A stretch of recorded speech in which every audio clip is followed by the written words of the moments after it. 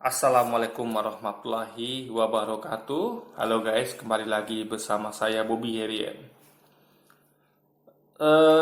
Tadi malam itu saya sempat berbincang lah melalui apa inbox game ya. Jadi ada game namanya Lord Mobile itu kita kan bisa berkirim pesan gitu kan melalui inbox gitu.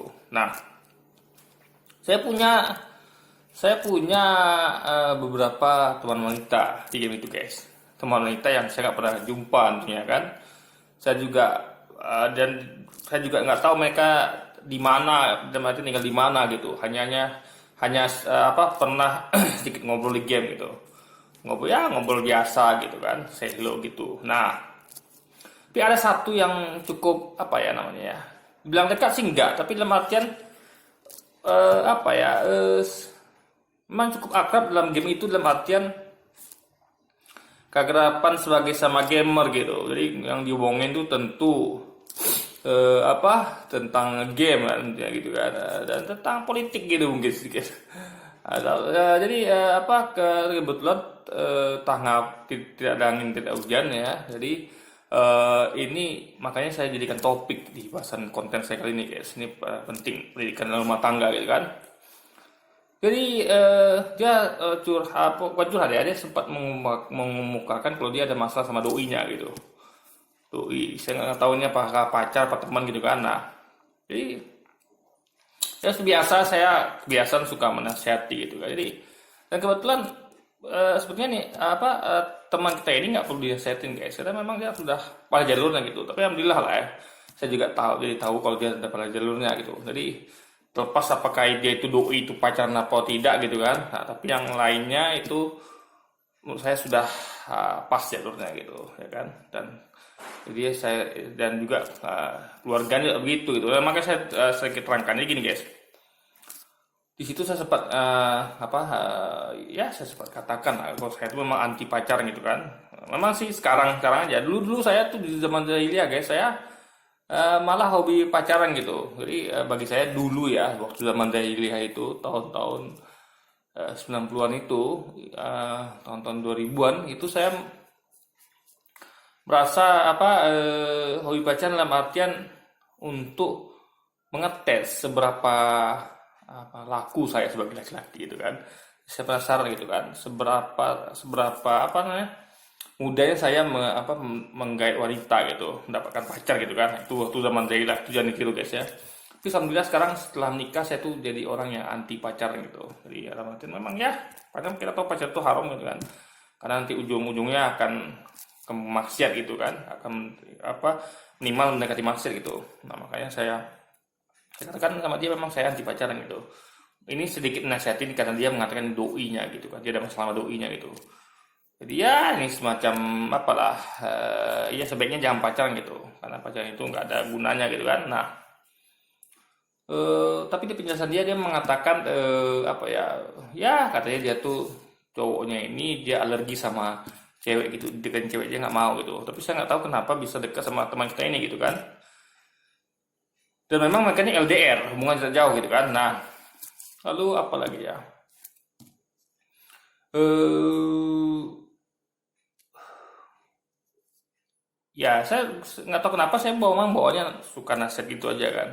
Jadi bagi saya itu kata-kata yang baik dari kita tuh adalah kebaikan gitu. Jadi kita walaupun itu teman gitu kan, jadi kita atau siapa kita berusaha yang mengucapkan yang baik gitu dan sedikit memberikan nasihat gitu kan. Karena kita kan sebagai yang udah pengalaman dalam rumah tangga, itu kan kita sudah keluarga dan kita bisa memberikan sedikit lah masukan dan secara syariat menjadi gitu kan. Nah, jadi saya sampaikan sama dia gini. Sebaiknya cowok itu jangan ibaratnya ya dikasih kebebasan lah untuk dia tuh harus banyak belajar dulu, banyak harus bekerja keras untuk agar mapan karena nanti ketika dia menikah dia siap gitu. Dia sudah mapan, dia sudah punya ilmu untuk karena menganalogi bahasa rumah tangga itu berat guys ya. Kayak saya sendiri merasakan susah kalau kita mapannya nanti setelah nikah gitu. Jadi sebelum nikah tuh kita harus mapan dulu kalau bisa. Karena gini, nggak semua wanita atau istri ya itu yang bisa sabar guys, yang bisa sabar. Kita kan membangun kemapanan gitu kan. Mapan dalam artian menurut saya adalah mapan itu adalah kita nggak kerja sama orang lagi gitu. Itu mapan diartikan apa yang saya artikan. Kita tidak bekerja jadi sama orang. Dalam artian kita jadi bos. Bos ini artinya kita tidak, bukan sok gitu ya, bukan sombong atau sok. Tapi bos ini maksud saya itulah kita nggak tergantung sama orang lagi gitu. Jadi kita tidak ada peluang untuk dipecat gitu kan. Jadi kita kelola sendiri gitu. Kita kelola modal kita sendiri gitu. Jadi kita nggak bekerja lagi gitu kan. Mungkin kita bekerja tapi tidak dalam rangka untuk orang lain gitu. Nah, itu bagi saya mapan gitu kan. Sebisa mungkin, apalagi kalau hebatnya lagi kalau kita misalnya sudah pada kuadran ke yang di kanan ya, yang paling tinggi. Itu dimana kita menjadi pemilik gitu kan. Jadi kita tuh betul-betul tidak bekerja sama sekali dan kita memang betul-betul murni mempekerjakan orang itu. Tapi minimal kita tidak bekerja sama orang, itu mapan bagi saya gitu. Jadi kita nggak ada suatu waktu ada rasa ketakutan untuk dipecat gitu guys, ya kan. Nah, dari itu kan perlu dibangun itu. Nah, kalau Anda mulai dari pas seperti ketika berkeluarga, kayak saya kan, saya mulainya setengah sebelum berkeluarga dan setengah ketika berkeluarga. Jadi ada wanita-wanita tuh yang nggak sabaran guys, ya kan, nggak sabaran. Karena untuk mencapai itu kita kan tentu butuh sedikit pengorbanan. Mungkin ada sedikit kita korbankan gitu. Karena kita nggak mungkin dapat semuanya kan. Kita harus untuk dapatkan ini kita harus lepaskan yang ini gitu. Jadi nanti akan repot ketika rumah tangga gitu. Alhamdulillah kalau Anda mendapatkan istri yang sabar gitu, yang mau menunggu gitu kan. Menunggu dengan setia sehingga Anda dan tidak mengganggu dan justru mensupport Anda sehingga Anda nanti mapan mulai mengejar kemapanan ketika Anda sudah berkeluarga gitu. Tapi itu sebaiknya mapannya sebelum keluarga karena yang pengalaman saya mengajarkan yang sebaiknya itu memang mapan itu sebelum kita berkeluarga gitu kan. Nah kadang-kadang wanita itu kan suka tidak puas guys. Jadi gini, misalnya suami itu sudah memberikan, saya juga sampaikan sama dia kan, misalnya nanti ini sedikit nasihat kalau untuk menikah gitu kan. Jadi ketika kita itu ya kadang-kadang wanita nggak ada puasnya, kurang puas gitu, karena wanita memang main perasaan ya, main logika dia tuh cuma pakai sedikit gitu. Laki-laki kan lebih banyak main logika. Jadi makanya wanita tuh banyak hobi shopping gitu kan. Mereka tuh kurang bagus dalam mengelola keuangan guys gitu. Beda sama laki-laki, karena wanita ini kebanyakan kalau pengen sesuatu tuh susah ngeremnya gitu, dan mereka biasanya lebih suka hal-hal kecil gitu. Banyak sekali yang mereka inginkan, ingin makeup segala macam gitu kan. Kalau laki-laki tidak. Mereka laki-laki itu paling kalau yang buruknya merokok gitu. Alhamdulillah ya, itu harus ditinggalkan ya. Itu saya berpendapat itu haram gitu, kan itu merusak tubuh. Jadi biasanya laki-laki itu akan lebih terkontrol keuangannya guys, karena dia memang betul lebih banyak menggunakan logika gitu.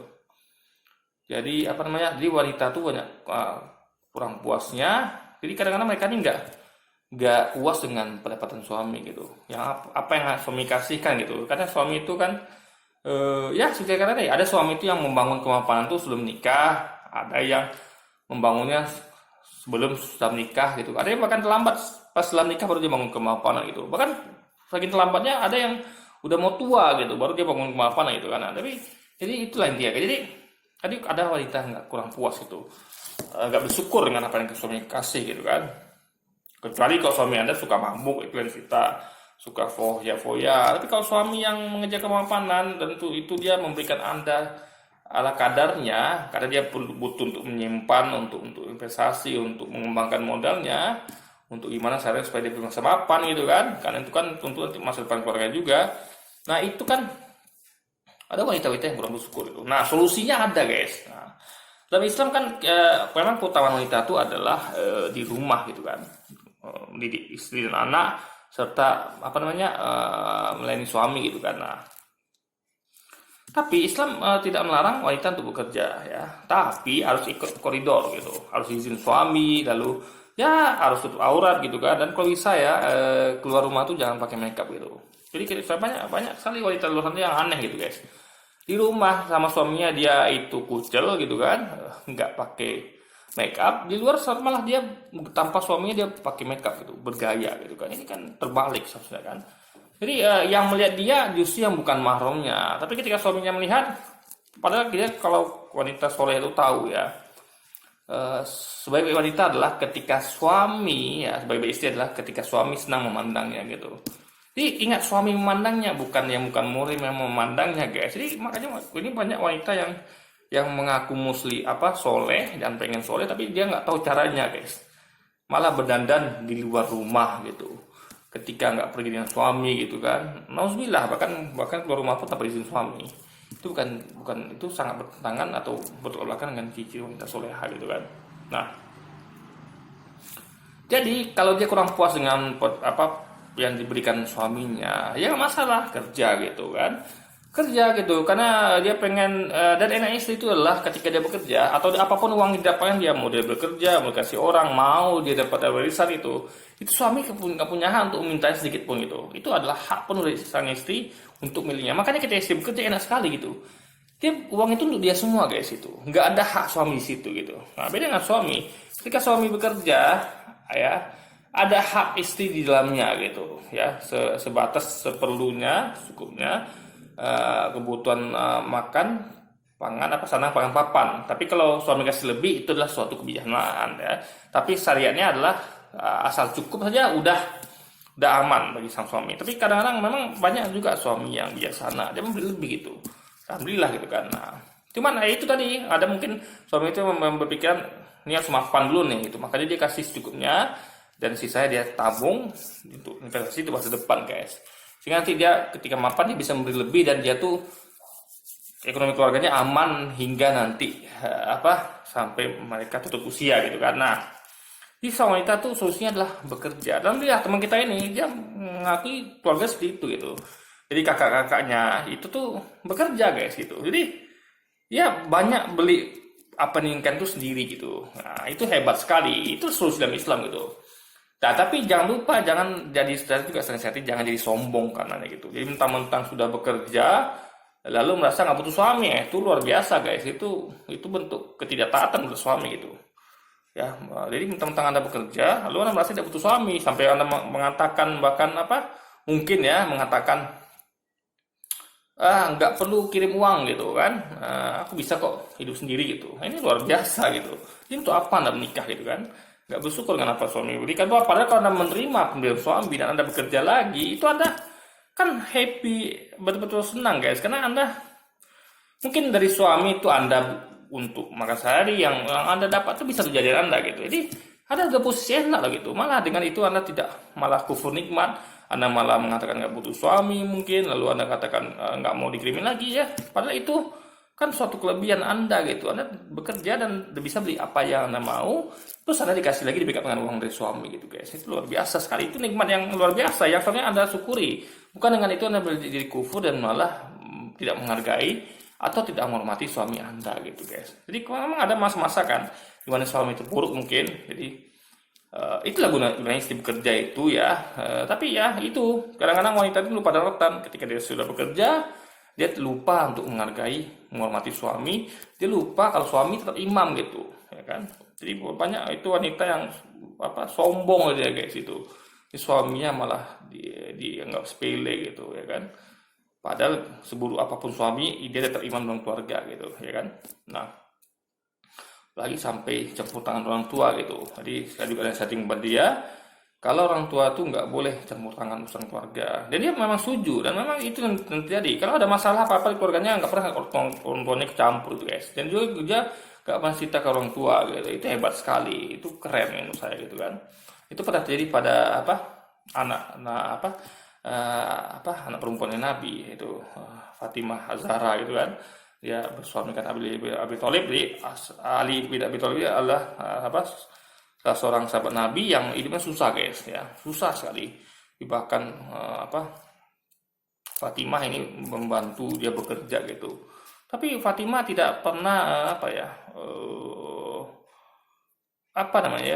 tidak menghargai suaminya. Dia tetap menghargai, menyayangi, menghormati suaminya gitu kan.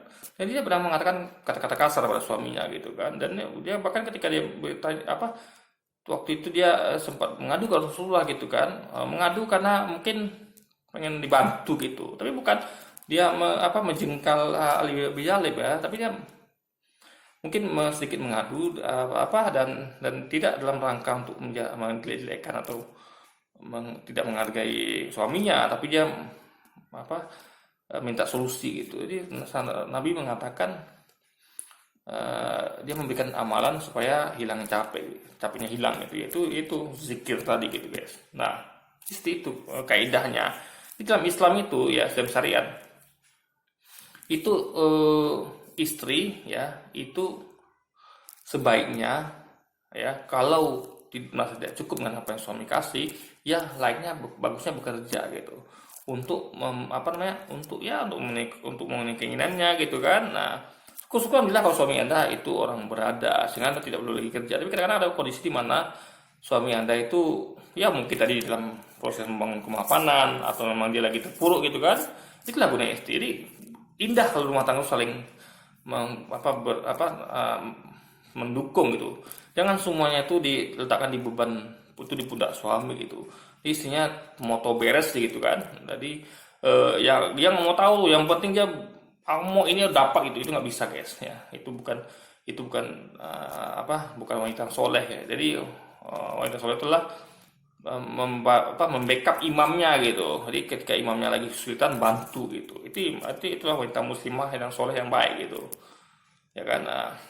Dan dengan itu tapi dia tetap menghargai imamnya gitu, tetap menghormati yang imamnya, tidak menjengkelnya, dan tetap adabnya harus dia menjaga supaya orang tuanya tidak ikut campur dalam masalah rumah tangga, karena orang tua tuh hanya diperlukan ketika sudah tidak ada lagi solusi. Dalam artian mungkin sudah berat kali masalah rumah tangga, dalam artian memang kayak misalnya suami berzina, oke, atau istri berzina, itu masih dibolehkan untuk orang tua ikut campur gitu ya kan. Tapi kalau selain masalah maksiat berzina itu orang tua nggak boleh ikut campur guys. Jadi hanya sebatas nasihat. Ya teman kita nih itulah tradisi dalam keluarga gitu. Alhamdulillah gitu. Dan saya harapkan banyak lagi di Indonesia atau dunia memang rumah tangga seperti itu. Kan itu solusinya guys. Dan itu akan makanya itu kan rumah tangga akan jadi adem gitu, dan akan jadi ya sempurna karena masing-masing menghargai, masing-masing tahu perannya gitu. Istri tahu perannya, suami tahu perannya, orang tua tahu perannya, dan sehingga tidak akan jadi masalah dalam rumah tangga guys.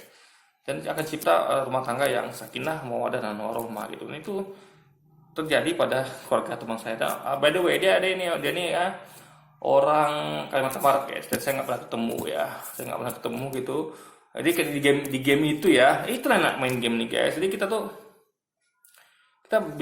di game ini bukan sekedar main ya. Kalau game online itu kita bisa cerita banyak hal, bahkan saya bicara politik, bahkan saya suka nasihatin gitu. Jadi kalau ada yang kita katakan bocil-bocil zaman sekarang lah ya, jadi suka membuli, suka ngomong kasar, itu saya suka nasihatin, jangan begitulah gitu. Lalu saya sampaikan kebaikan gitu kan. Jadi game pun bisa jadi sarana dakwah kita, dan sarana kita untuk saling menasihati dalam kebaikan dan kebenaran gitu. Saya juga punya teman, dan kebanyakan teman saya laki-laki gitu. Jadi memang, dan kami selalu membantu ketika saya susah dibantu. Dan kami bahkan saya ngomong politik sana guys, ngomong tentang agama, tentang syariat juga di situ. Itu sangat menyenangkan sekali itu. Jadi ya sama dengan di dunia nyata, cuman bedanya kita nggak pernah ketemu dan kita nggak tahu wajahnya ya.